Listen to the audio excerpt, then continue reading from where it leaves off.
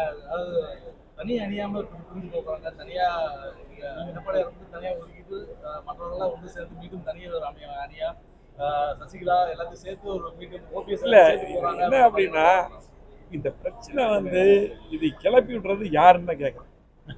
தயவு செஞ்சு இந்த அப்படி ஒன்று அற்புதமா எடப்பாடி தலைமையில் இன்னைக்கு பார்த்தீங்கன்னா கூட்டணி அமைச்சாரு. இன்னைக்கு சிறப்பா அந்த எடப்பாடியாரோட பிரச்சாரம் போல எந்த தலைவரும் பிரச்சாரம் பண்ணல.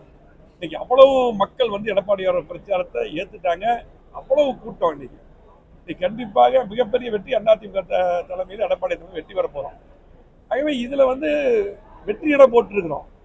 இன்னைக்கு வெற்றி நடை எடப்பாடி தலைமை போட்டிருக்கிறோம். இதுல மற்ற கேள்விக்கு இடமில்லை. இந்த கேள்வி கேட்கறது யாரு, இந்த பிரச்சனை கிளம்புறது யாரு? ஆகவே இதுக்கெல்லாம் முடிவு தேர்தல் வெற்றி. எடப்பாடி தலைமையில் மிகப்பெரிய வெற்றி பெறுவோம். இதெல்லாம் பதிலா இருக்கும். ஆனா வந்து இந்த பிரச்சனையே பத்திரிகையில் தான் எழுதுறீங்க. எங்களுக்குள்ளெல்லாம் பிரச்சனை இல்லை. நாங்கெல்லாம் தேர்தல் வேலை பார்த்து எல்லாம் அமைதியாக இருக்கிறோம். இப்போ வேலைகள் கொஞ்சம் குறைவாக இருக்கிறங்காட்டி இன்னைக்கு பார்த்தீங்கன்னா ஃபேமிலியோடு இருக்கிறோம். இன்னைக்கு நீர்மோர் பண்ணுறதுக்கு போகிறோம், கட்சிக்கார வீட்டுக்கு போகிறோம்.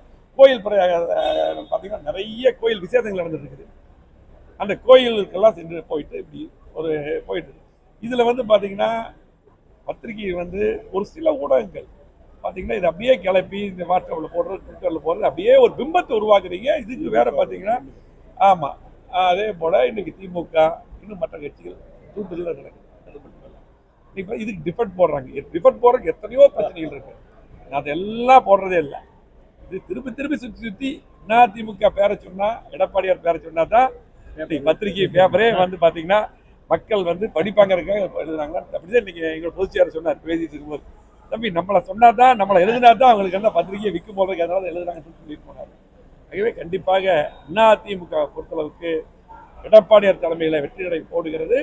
26 எடப்பாடியார் தலைமையில் 26 வருகிற அண்ணன் 26 மட்டுமல்ல, எப்ப சட்டமன்ற தேர்தல் வந்தாலும் கண்டிப்பா எடப்பாடியார் தலைமையில் மிகப்பெரிய வெற்றியை பெற்று மீண்டும் அம்மாவுடைய ஆட்சி அமையும்.